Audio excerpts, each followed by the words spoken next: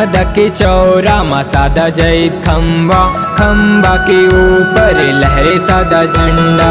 सादा के चौरा मा सादा जैत खम्बा, खम्बा के ऊपर लहरे सादा झंडा। सादा निशानी गुरु बाबा के, जय हो जय हो जय हो जय हो।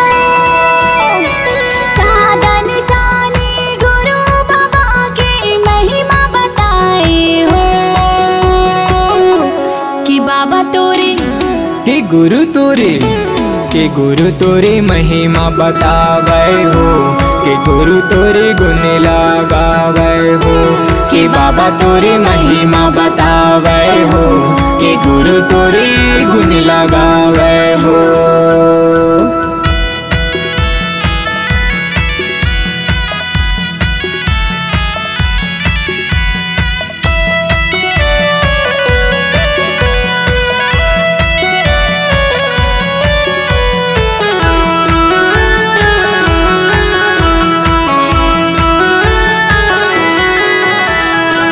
तेरा तो छपन माँ जन्म लिए हो, गिरधपुरी के धरती माँ। गिरधपुरी के धरती माँ हो, गिरधपुरी के धरती माँ। महंगुद दादाई अमरावतीन के कहाए ललना, तह कहाए ललना हो, तह कहाए ललना। ऐसन है तुर महिमा गभारी, जय हो जय हो जय हो जय हो। ऐसन है तुर महिमा गभारी, सबला बतावो हो कि बाबा तोरे कि गुरु तोरे महिमा बतावा हो, कि गुरु तोरे गुनेला मैं गावा हो, कि बाबा तोरे महिमा बतावा हो, कि गुरु तोरे गुण लगावा हो।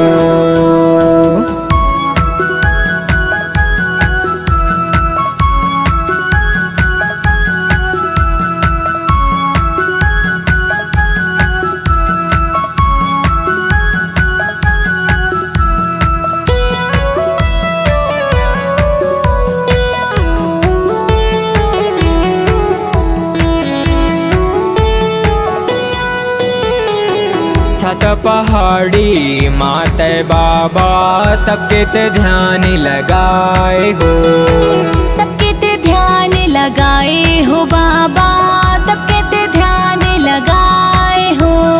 सात वचन सतनाम पंथ के सत्य सिद्धांत बनाए हो, सप्त सिद्धांत बनाए हो बाबा, सप्त सिद्धांत बनाए हो।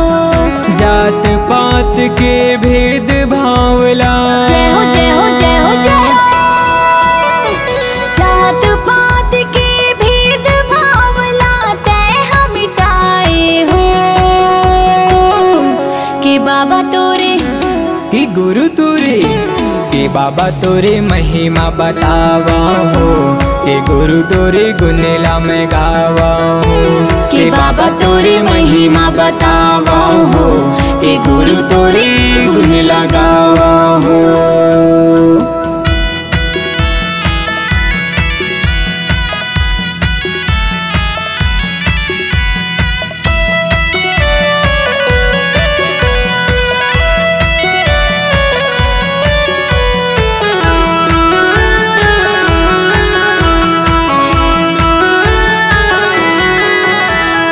बालकपन ले लीला दिखाए, जग तोरे गुण गाए हो, जग तोरे गुण गाए हो बाबा, जग तोरे गुण गाए हो।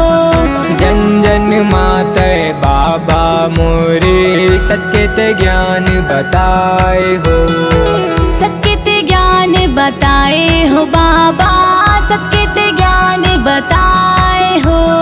संझा बिहनिया पौरी लपड़था, जय हो जय हो जय हो जय हो।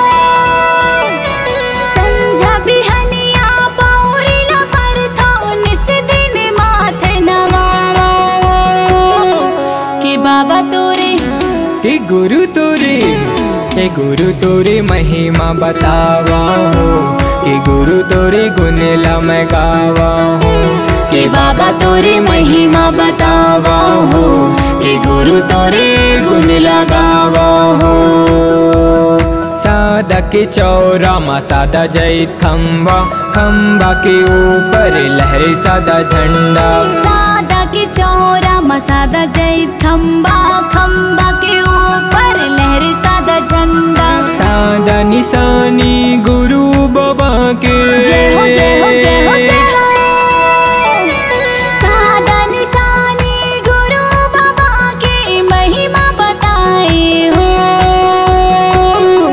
कि बाबा तोरे के गुरु तोरे, के गुरु तोरे महिमा बतावे हो, के गुरु तोरे गुण लगावे हो, कि बाबा तोरे महिमा बतावे